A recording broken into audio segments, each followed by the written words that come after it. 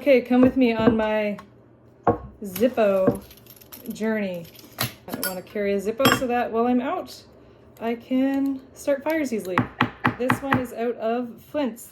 Literally gone. They're all used up.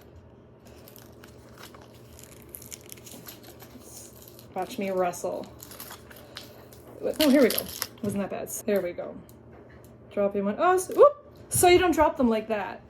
So you bring one out, and then drop it in. I'm going to put the fluid down inside this little felt piece.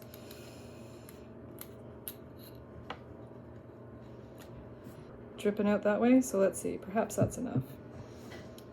Get our little felt back in. Wash your hands if you get fluid on them. Soak up through for a minute. Ha-ha! I'm ready to start a fire on the beach.